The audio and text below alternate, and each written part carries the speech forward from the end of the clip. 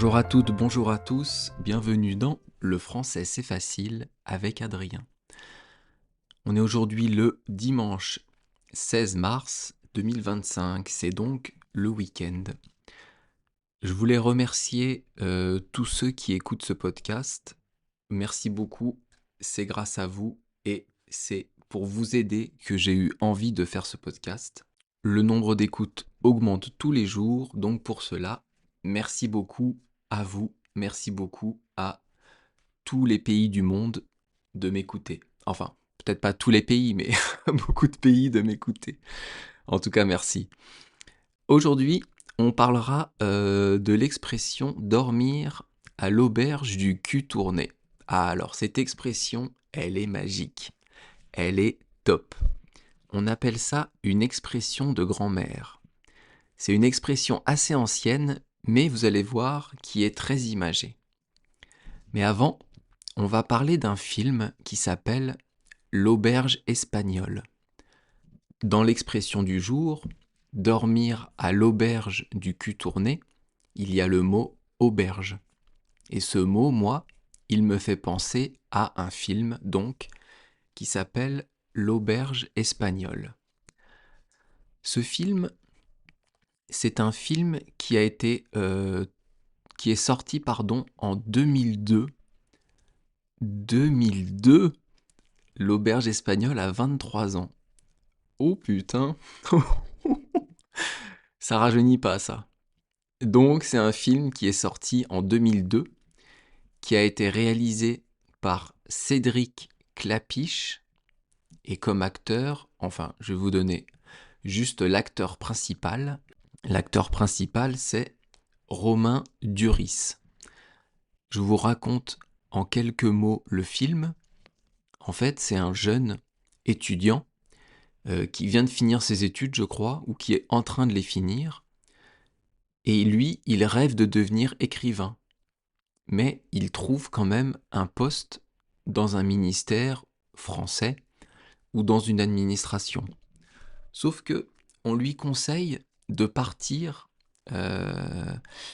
dans un autre pays avec un programme qui s'appelle Erasmus, dans un autre pays donc, pour apprendre la langue, pour devenir bilingue ou trilingue. Et lui, il va décider de partir en Espagne, d'où le film L'auberge espagnole. Le programme Erasmus, dont je viens de vous parler, je vous en parlerai peut-être dans un autre podcast, où je vous détaillerai ce que c'est. Mais bon, en gros, retenez juste que dans le film, le personnage principal part en Espagne pour apprendre la langue.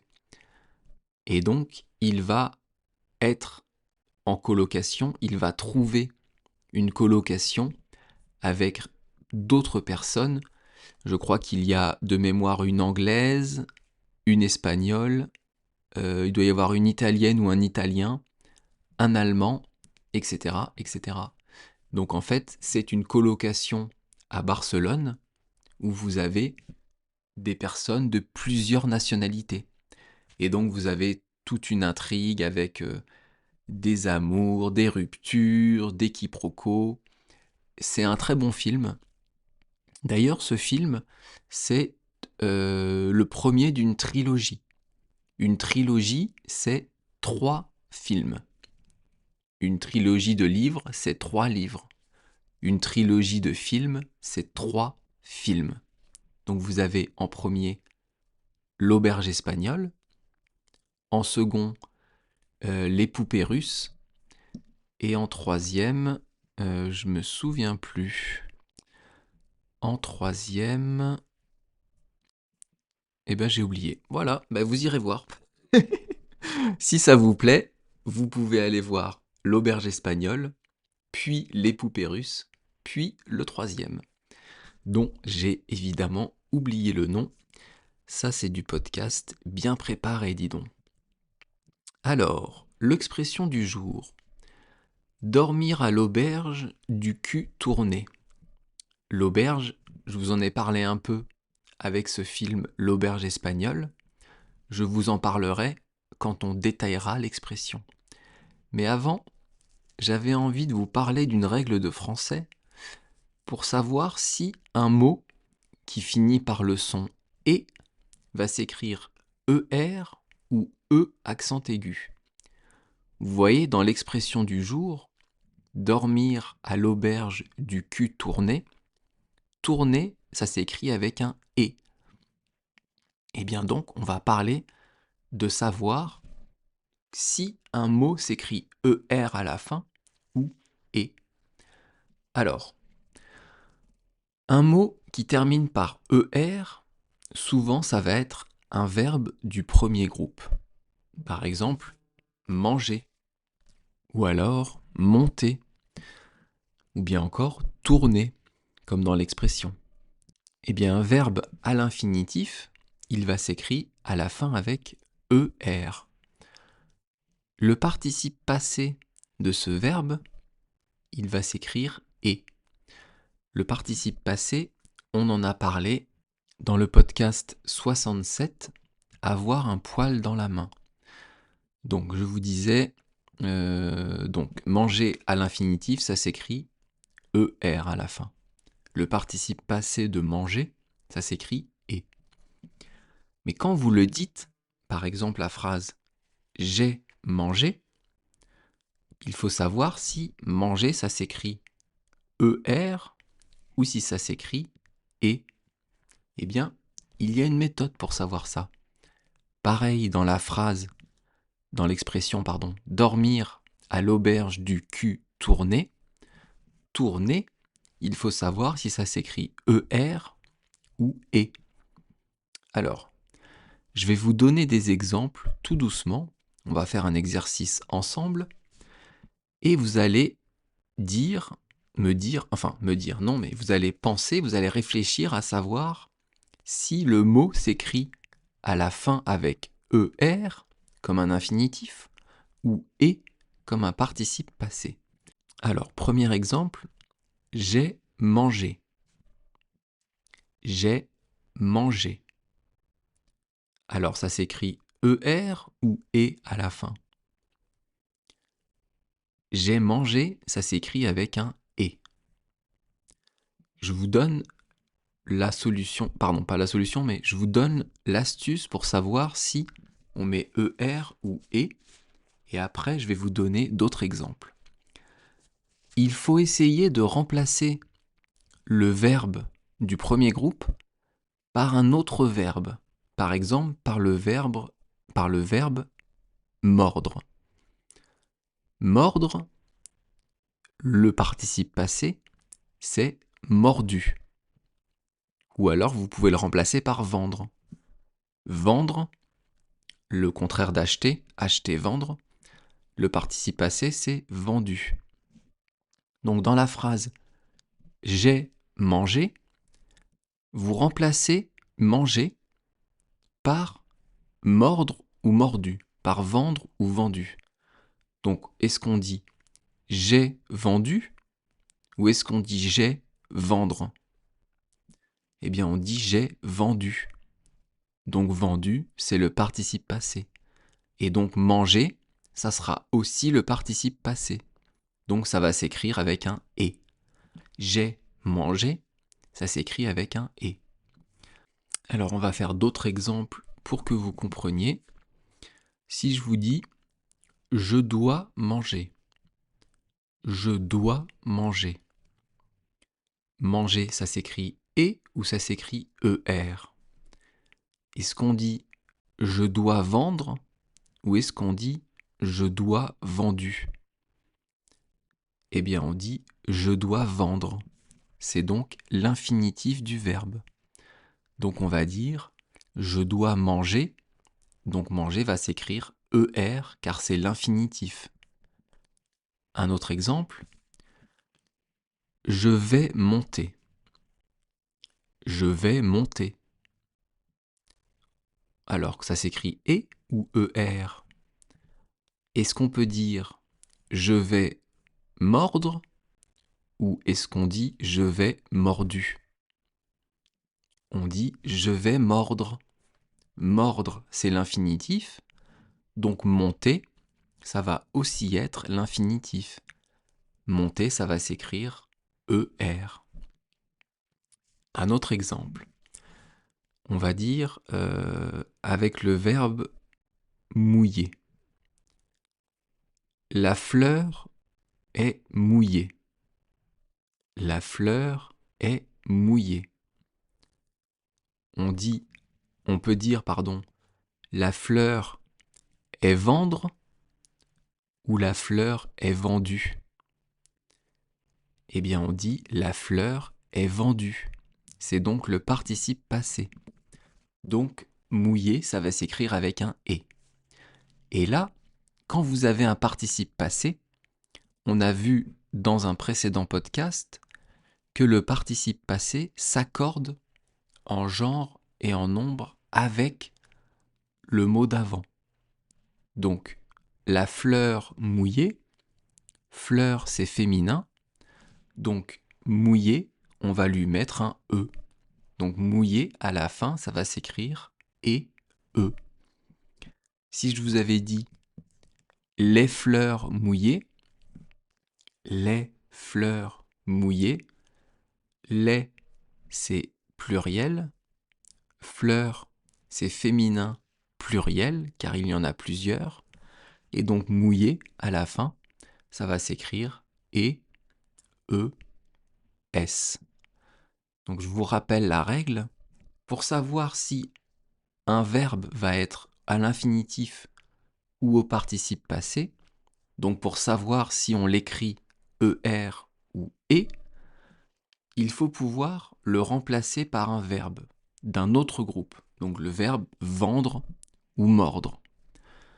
Si vous pouvez mettre le participe passé de vendre à la place de votre verbe et que ça fonctionne, alors c'est et, c'est le participe passé du verbe.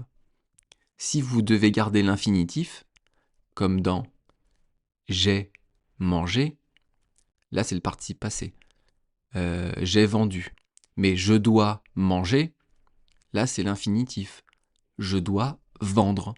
Je ne sais pas si vous comprenez, comme j'ai pas de retour de votre part, évidemment puisque je parle tout seul, j'espère que c'est pas trop compliqué pour vous. Et maintenant, on étudie l'expression du jour.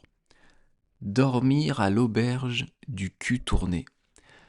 Ah, c'est poétique, c'est magnifique. Dormir, ça veut dire quoi? Dormir, c'est un mot que j'adore. Dormir, c'est recharger ses batteries. La nuit, on dort. Dormir, c'est se reposer. C'est le moment où vous êtes dans un état inconscient, vous tombez dans le sommeil. Vous imaginez, c'est comme un téléphone portable ou un ordinateur que vous allez brancher la nuit pour le recharger. Donc dormir, on peut dire que ça permet de recharger ses batteries. Dormir, c'est le moment où on va rêver. On peut faire des rêves ou des cauchemars. Un rêve, c'est par exemple quelque chose de bien qui va vous arriver. Vous rêvez que vous gagnez beaucoup d'argent. Ça, c'est un rêve. Un cauchemar, c'est un mauvais rêve.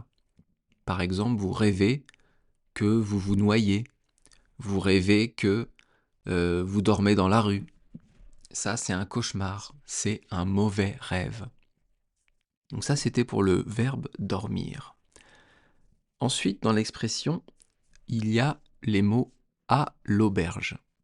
Alors ici, la préposition à accent grave, elle sert à annoncer un lieu. Et ce lieu, ça va être justement l'auberge. L apostrophe A U B E R G E. Là, je viens de vous épeler le mot auberge. Alors une auberge, c'est quoi? Une auberge, c'est une maison où vous pouvez aller pour dormir et manger un repas. C'est comme un hôtel en fait, mais tout petit. Vous avez une chambre, 2 chambres ou 3 chambres. Et vous pouvez payer la chambre la nuit comme une chambre d'hôtel, et vous aurez un repas servi par le propriétaire de la maison. Aujourd'hui, on dit plutôt chambre d'hôte que auberge. Même si c'est un tout petit peu différent, mais en gros, vous avez compris, c'est ça. C'est comme un Airbnb, sauf que, eh bien, vous allez dormir chez l'habitant et que cette personne pourra vous proposer à manger, comme une petite cuisine familiale, un tout petit restaurant. Donc ça, c'est une auberge. Et ensuite, on a les 3 mots du cul tourné. Dormir à l'auberge, du cul tourné. Alors, je vous explique le du. Généralement, les auberges et les hôtels ont des noms. On dit par exemple l'auberge du centre si l'auberge est en centre-ville. On peut dire l'auberge de la fontaine si cette auberge est près d'une fontaine. Ou, qu'est-ce qu'on a comme exemple? L'auberge du clocher si l'auberge est située près d'une église. Donc vous voyez, à chaque fois, on utilise le mot du pour donner le nom de l'auberge. On peut aussi parler d'un hôtel. L'hôtel du palais, si l'hôtel est placé à côté d'un palais, etc., etc. Alors dans l'expression, c'est l'auberge du cul tourné. Alors c'est quoi ce cul tourné? Kezako. Ah tiens, je vous expliquerai peut-être un jour ce que ça veut dire Kezako. On pourra en faire tout un podcast. Kezako, ça veut dire qu'est-ce que c'est? L'auberge du cul tourné. Le cul, c'est les fesses, en langage vulgaire. Quand vous dites cette personne a un beau cul, bon, faut pas le dire, hein, mais vous pouvez le penser. Ça veut dire que vous pensez que la personne a des belles fesses. Il y a d'ailleurs en français beaucoup d'expressions plus grossières avec le cul. Je sais pas pourquoi on a beaucoup d'expressions avec ça, comme avoir le cul sur la paille. Bon, celle-là, elle est pas trop grossière. Ou en avoir plein le cul. Ou qu'est-ce qu'il y a d'autre? Avoir le feu au cul. Ou alors ça me troue le cul. Toutes ces expressions, bon, on va pas toutes les étudier, hein, mais on en verra quelques-unes dans le futur. Donc le cul, c'est les fesses, c'est le postérieur. On a un cul, mais on dit 2 fesses. On dit les fesses. On dit aussi une paire de fesses.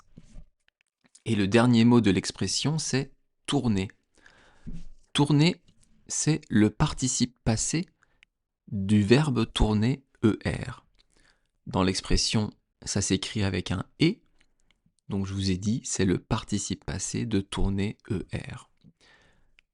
Je vous ai dit tout à l'heure que on accorde le participe passé en genre, donc masculin ou féminin, et en nombre, un ou plusieurs, avec le mot d'avant.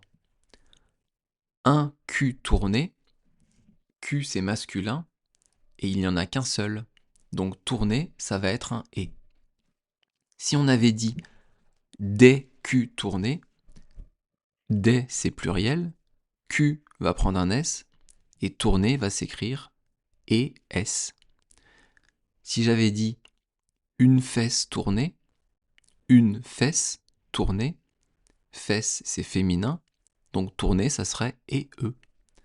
Et de la même manière, des fesses tournées, putain, le podcast, incroyable. Des fesses tournées, fesses c'est féminin pluriel, donc tourner ça serait écrit EES. Alors ça veut dire quoi cette expression? Cette expression, ça veut dire que vous voulez éviter de faire l'amour avec votre partenaire. Vous voulez éviter de faire du sexe avec votre conjoint. Donc, dans le lit, vous ne vous mettez pas en face de lui. Vous vous tournez, vous lui tournez le dos. C'est souvent une stratégie d'évitement suite à une dispute ou par colère. On va se tourner pour éviter de faire l'amour à son partenaire. Je vous donne des exemples. Vous vous êtes disputé avec votre mari ou votre femme pour je ne sais quelle raison, et le soir, pour essayer de faire en sorte que ça aille mieux, vous vous rapprochez d'elle ou de lui. Vous vous collez à elle, et alors, il ou elle va se retourner et vous tourner le dos. Elle va s'écarter de vous. Là, vous aurez compris le message. Vous allez dormir à l'auberge du cul tourné. Un autre exemple, pareil, après une dispute, vous vous êtes engueulé avec votre conjoint ou votre conjointe, vous pourrez lui dire « Toi, ce soir, tu vas dormir à l'auberge du cul tourné. » Ou on pourrait dire aussi « Toi, ce soir, tu vas dormir à l'hôtel du cul tourné. » Donc ça veut dire ce soir, no sexe. Donc vous avez compris, dormir à l'auberge du cul tourné, ou alors dormir à l'hôtel du cul tourné, ça veut dire qu'il n'y aura pas de partie de jambes en l'air ce soir, qu'il n'y aura pas d'amour, pas de sexe. En anglais, on dit no hanky panky tonight. Hanky panky, c'est pour partie de jambes en l'air, je pense. Voilà, on arrive au bout. C'était encore un podcast un peu long, et donc je vais faire une conclusion rapide. Merci beaucoup à vous tous qui m'écoutez. C'est grâce à vous et pour vous que je fais ce podcast. À bientôt. Bye bye, hasta luego. Matane.